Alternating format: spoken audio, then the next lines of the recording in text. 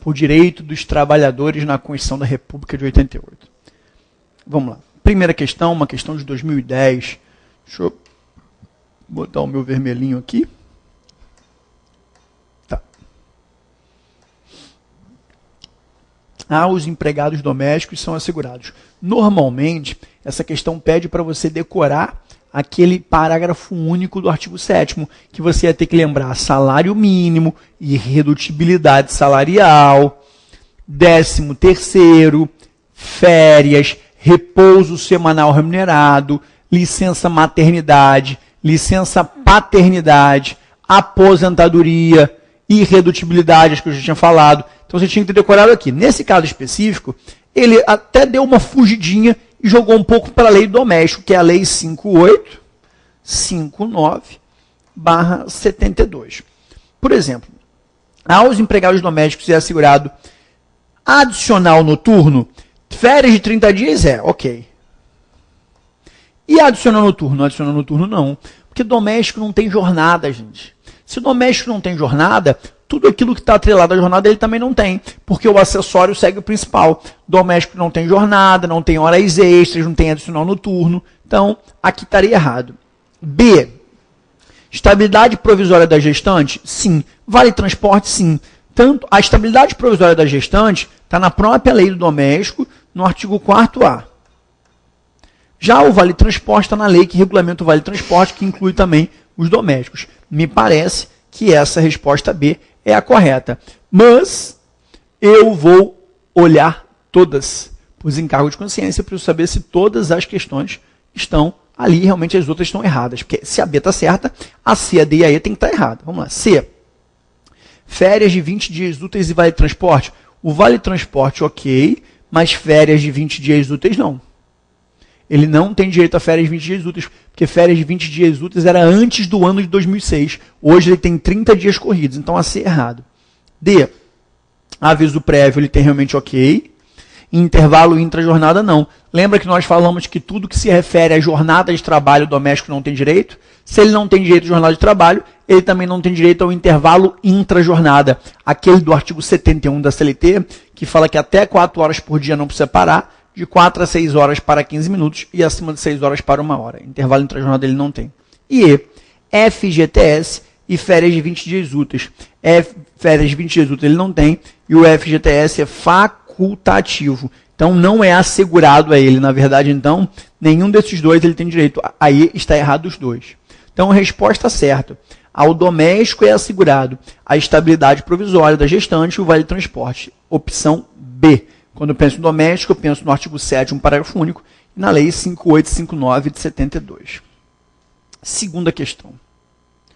Bruna recebeu aviso prévio de sua empregadora, a empresa B, informando da rescisão imotivada do seu contrato de trabalho. A empregadora, quando quer mandar alguém embora, tem que pré-avisar. Bruna optou em não trabalhar os últimos 7 dias corridos de seu aviso. Considerando que no mês do aviso prévio não há feriados, bem como o último dia elaborado por Bruna foi dia 10, uma quarta-feira, então, na verdade, se o último dia foi 10 e ela não trabalhou os últimos 7, ela teria até o dia 17, quando terminou o contrato de trabalho dela. A empresa deverá saldar as verbas até o próximo dia 18. Por quê? Quando o aviso prévio é trabalhado, o artigo 477, parágrafo 6º, fala que o pagamento das verbas devem ter saldados até o primeiro dia útil. Quando o aviso prévio é indenizado, ele teria 10 dias para fazer o pagamento. Nesse caso aqui de Bruna, o aviso prévio não foi indenizado. É a hipótese clássica de aviso prévio trabalhado. Aviso prévio trabalhado, Bruna tem que ter pelo menos, na verdade, Bruna tem que ter um dia para receber as verbas. Se dia 10 foi o último dia que ela trabalhou e ela optou em não trabalhar os últimos 7, na verdade o contrato de trabalho terminava dia 17. Se o contrato de trabalho terminava dia 17, o primeiro dia útil subsequente é dia 18. Eu tenho que ter essa opção aqui. E se as verbas não forem pagas nesse prazo, de acordo com o parágrafo 8º deste artigo, terá que pagar um salário a mais ao trabalhador. Tá? Artigo 477, parágrafo 8º, um salário a mais. 11 não. 20 não. 19 não. 17 não. Resposta certa. B de bola de novo. Tivemos B na primeira e B na segunda. Bruna deveria receber até o dia 18. Entenderam aqui como é que foi, gente? Porque se ela não trabalhou os últimos 7, o último dia de trabalho foi 10, o contrato ia terminar dia 17. Se o contrato ia terminar dia 17 com aviso prévio trabalhado, ela tinha que receber as verbas no próximo dia 18, tá? Era criar um raciocínio. Questão boa, uma questão de raciocínio. Não é questão ruim não, gente. Tinha que pensar para acertar essa questão, tá? Vamos para a próxima. Terceira questão. Considere as seguintes assertivas a respeito de aviso prévio de novo.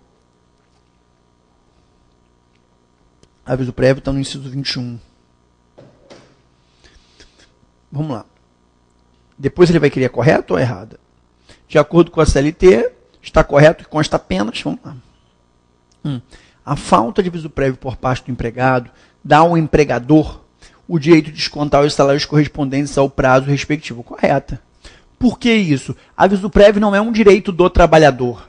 É um instituto do direito do trabalho. Aquele que quiser promover a ruptura do contrato, seja o empregador ou seja o empregado, tem que pré-avisar a parte contrária. Então, quando o empregado não pré-avisa o empregador pode descontar 30 dias dele. A 1 é verdadeira. Se a 1 é verdadeira, eu vou eliminar o que não tem 1. Aí eu elimino, a D eu elimino. Eu estou entre 1 e 2, 1, 2 e 3, 1 e 4.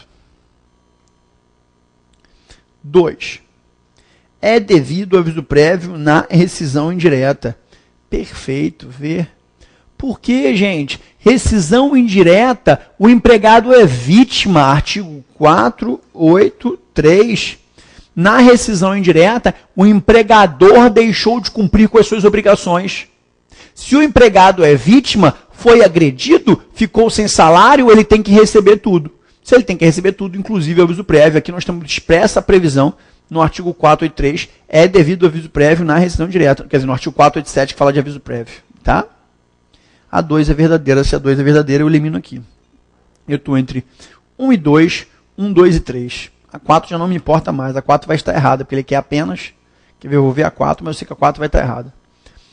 O empregador que, durante o prazo do aviso prévio dado ao empregado, praticar ato que justifique a rescisão imediata do contrato, sujeita-se ao pagamento da remuneração correspondente ao prazo do referido aviso, com prejuízo da indenização que for devida. Sem prejuízo, gente.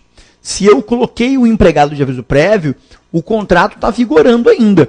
Se no curso do aviso prévio eu agredir aquela pessoa, eu cometer alguma das faltas previstas no artigo 483, o contrato vai ser rompido imediatamente, eu terei que indenizar o trabalhador. Tá? Não tenha dúvida disso, a 4 realmente está errado. O que vai ser o fiel da balança aqui é a 3. Se a 3 estiver certa, a resposta é B. Se a 3 estiver errada, a resposta é A. Vamos lá, 3. Dado o aviso prévio, a rescisão torna-se efetiva depois de esperado o respectivo prazo. Mas, se a parte notificante reconsiderar o ato, antes de seu termo, a outra parte é facultada a aceitar ou não a reconsideração. Certeza. É possível a retratação do aviso prévio? Sim, desde que haja concordância da parte contrária. É possível essa retratação, mas a parte contrária tem que aceitar a retratação. Se eu coloco você de aviso prévio, no final do mês não quero mais te mandar embora, você tem que concordar com isso. E se você pede demissão e me coloca de aviso prévio, no final do mês não quer mais pedir demissão, eu tenho que concordar com isso. Tá? Resposta certa. 1, 2 e 3. Quarta questão. Tribunal de Contas da Bahia. Procurador de Contas. Vamos lá. Procurador do MP. No que diz respeito aos dispositivos legais que disciplinam o trabalho noturno. Trabalho noturno está lá na Constituição da República e nós sabemos que ele tem que ser pago com um adicional de regra geral para o empregado normal, 20%. Está no artigo 73 da CLT. Tá? O trabalho noturno urbano, salvo nos casos de revezamento semanal ou quinzenal, terá remuneração superior à do diurno e, para esse efeito, sua remuneração terá um acréscimo de 25%. Ainda que haja revezamento, tem que pagar adicional noturno e o acréscimo não é de 25%, é de 20%. A A está errada. B. A hora de trabalho noturna será computada como 52 minutos e 40 segundos. Quase. A hora noturna é computada como 52 minutos e 30 segundos. Não 52 e 40. Também encontramos isso no artigo 73.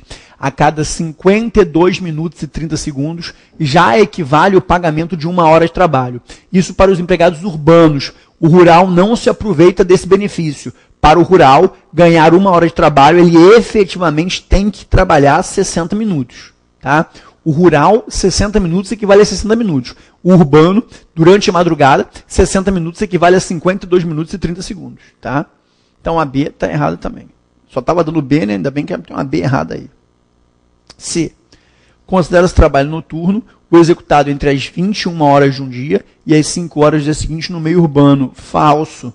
Tá? Porque no meio urbano o trabalho noturno é aquele das 22 horas de um dia às 5 horas do dia seguinte. Esse horário aqui que ele apontou, 21 às 5, é o do rural na agricultura, na lavoura. Lavoura, agricultura, tá? No artigo 7º da Lei 5889/73, que é a lei do rural. Tá? Então, o empregado urbano tem o horário noturno compreendido das 22 horas de um dia às 5 horas do dia seguinte. O rural na pecuária, das 20 horas de um dia às 4 horas do dia seguinte. E o rural na agricultura, das 21 horas de um dia às 5 horas do dia seguinte. Ok? A C errada mais uma vez. D. Considera-se trabalho noturno o executado entre as 21 horas de um dia e as 5 horas do dia seguinte na lavoura. Resposta certa, tá? Artigo 7º da Lei 5889/73. Muito bem. Aí tem que estar errada, né? Considera-se trabalho noturno o executado entre as 21 horas de um dia e as 4 horas da seguinte na pecuária. Não. Na pecuária, o horário seria das 20 às 4. Ele colocou das 21. Errou por 1 hora aqui. Então, resposta certa, letra D de Dior. Quinta questão. Mário, João e Adalberto são empregados da empresa Crédito. Mário exerce uma função externa de motorista. Se Mário é externo, Mário não tem jornada de trabalho. Não tem jornada. Porque o artigo 62 fala que trabalhador externo e cargo de confiança não tem direito à jornada. Então, a jornada de trabalho prevista no artigo 7º, inciso 13, não se aplica a Mário. Mário não tem jornada. Completar aqui. Tá? João é chefe de departamento. Se João é chefe de departamento, João não tem jornada. João não tem jornada. Porque João é cargo de confiança. Tanto o trabalhador externo quanto o cargo de confiança não tem jornada. No caso de cargo de confiança, não tem a diferença. Ele tem que receber pelo menos 40% a mais. Se ele recebe 40% a mais, está ok. É o artigo 62, inciso 2, parágrafo único. Tá? E Adalberto é diretor jurídico. Adalberto também não tem jornada. Onde eu vou colocar Adalberto? Aqui em cima. Adalberto não tem jornada. Porque Adalberto também é cargo de confiança. Tá? Então, Mário, João e Adalberto, nenhum dos três tem jornada de trabalho prevista no artigo 7º, inciso 13 da Constituição. Mário não tem porque é trabalhador externo, João e Adalberto não possuem jornada porque são cargos de confiança. Tá? De acordo com a CLT, em regra, não estão sujeitos à jornada de trabalho regular prevista em lei, bem como ao pagamento de horas extraordinárias, nenhum dos três, nem Adalberto, nem João e nem Mário. Vou ver se eu encontro aqui. Mário, João, apenas. Não. Mário, João, Adalberto. Minha resposta certa. Mário, João e Adalberto. Tá? João e Adalberto apenas. Não. Mário, Adalberto apenas. Não. Adalberto apenas. Eu sempre bato com vocês que um dos nossos maiores inimigos na prova é o apenas. Aqui não tem apenas, mas apenas normalmente ele me derruba da questão. Sempre que tem um apenas, a ideia é derrubar o candidato. Tá? Então, nesse caso, nenhum dos três teria jornada de trabalho. Vamos para a próxima, questão número 6. Vamos lá. Tá. Considere os seguintes adicionais. Tá. 1 noturno, 2 insalubre, 3 periculosidade, 4 extraordinário. Noturno está no artigo 73 da CLT, insalubridade no 192, periculosidade no 193 e extraordinário no 59. Então, tem um 5 aqui, 59. No salário, servirá de base de cálculo da remuneração das férias. O noturno entra com base... Se eu ganho R$1.000, regra geral. Por causa do adicional noturno, eu ganho mais 200. Por causa da insalubridade e periculosidade, ele não pode ganhar os dois ao mesmo tempo. Mas os dois incorporam... Se estão pagamentos habituais, todos os 4 incorporam o cálculo para a base de cálculo de férias. Não serão computados nenhum dos adicionais indicados. Falso. Na verdade, serão computados todos os adicionais indicados, gente. Tudo aquilo que você recebe do empregador de forma habitual, que incorpora o contrato de trabalho, deve ser utilizado para a base de cálculo de férias. Porque senão nas suas férias você seria prejudicado, né?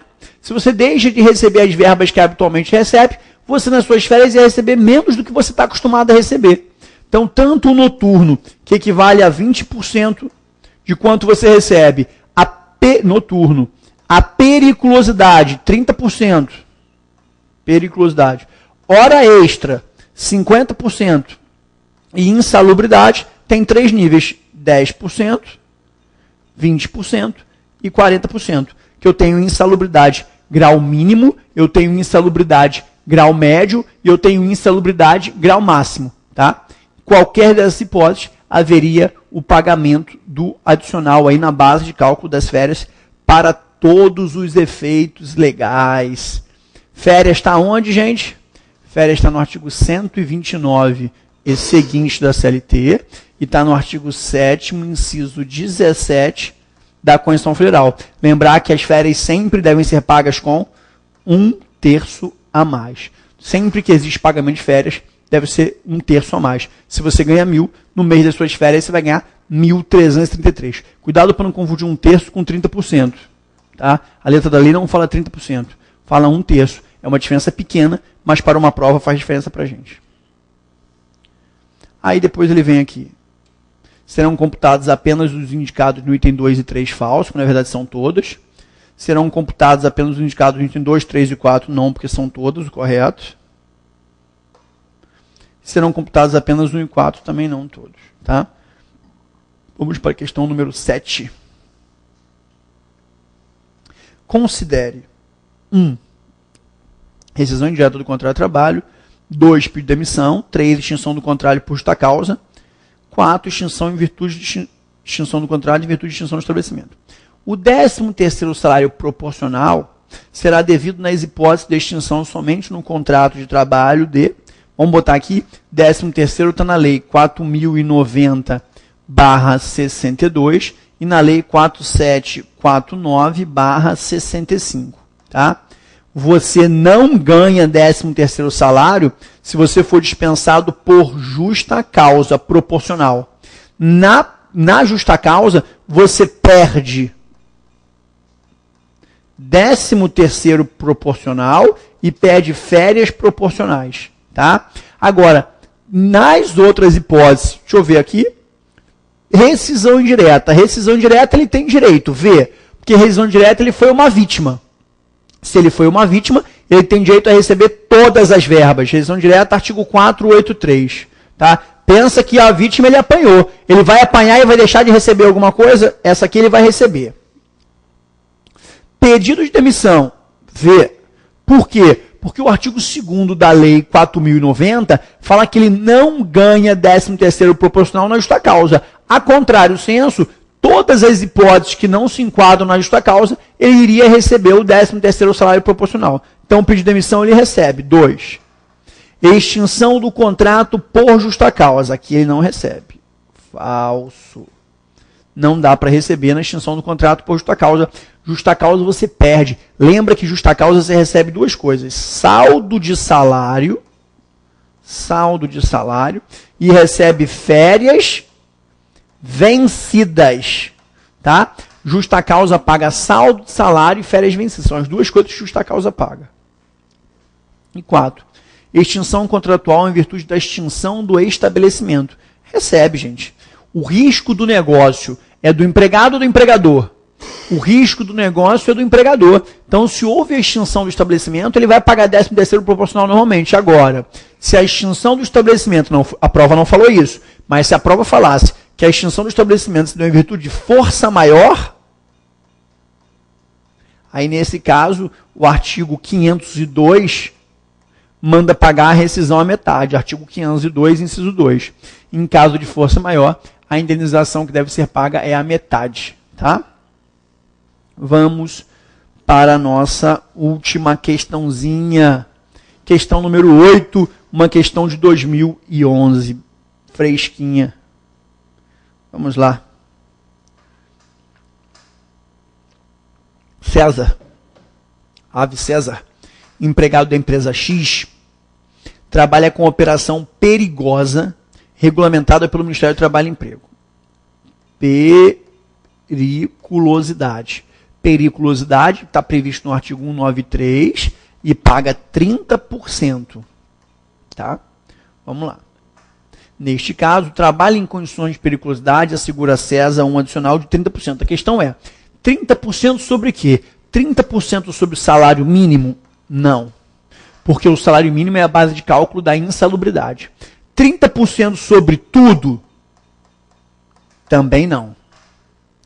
30% sobre o salário base dele, sem os acréscimos resultantes de gratificações, participações no lucro, não. Se você ganha R$1.000 de salário base e alguns outros acréscimos, vamos imaginar que você ganha R$10.000.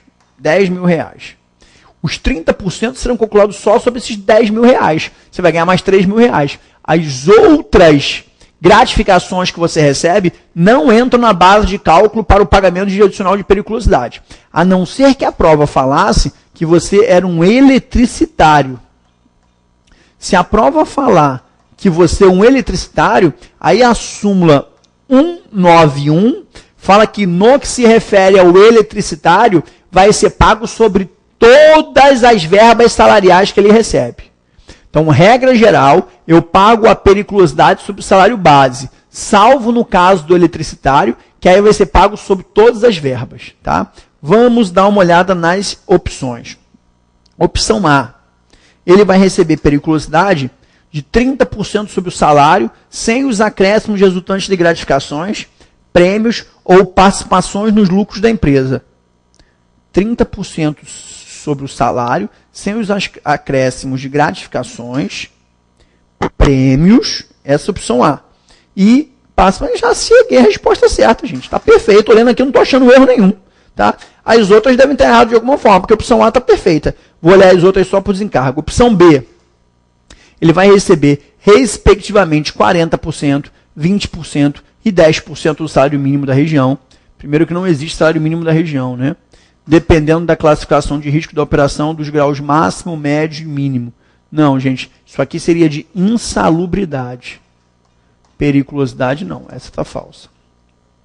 C, respectivamente 40%, 20% e 10% do salário básico recebido, dependendo da classificação de risco da operação dos graus máximo, médio e mínimo. Na verdade, é até o salário básico, mas não 40, 20 e 10. 40, 20 e 10 envolve a insalubridade. D, 20% sobre o salário sem os acréscimos resultantes de gratificações, prêmios, participações de lucro da empresa. Essa aqui passou perto, está tudo certo, só que o percentual da periculosidade não é 20%, é 30%. 25% sobre o salário com os acréscimos resultantes de gratificações, prêmios ou com os acréscimos, não. Sem os acréscimos, tinha que vir um 100 aqui, e não seria 25%. Seria o 30% aqui que nós estamos acostumados. Então, periculosidade, 30%. Insalubridade, 10, 20 e 40. Ok? Pessoal, vamos ficar por aqui. Essa foi nossa última questão. Querendo dar prosseguimento ao estudo, nós temos 2 módulos ainda que se você quiser assistir. O módulo de súmulas e OJs, que são 5 encontros de 2 horas e meia só de súmulas e OJs, e o módulo de informativos. O módulo de súmulas e OJ, se não me engano, está R$60 com 5 aulas, e o módulo informativo, R$16, uma única aula. Formativos são as principais decisões do TST do mês, e súmulas e OJs são as principais súmulas e OJs comentadas. Ok? Foi um prazerzão estar com vocês durante esse curso. Um grande abraço a todos vocês e bom estudo, gente!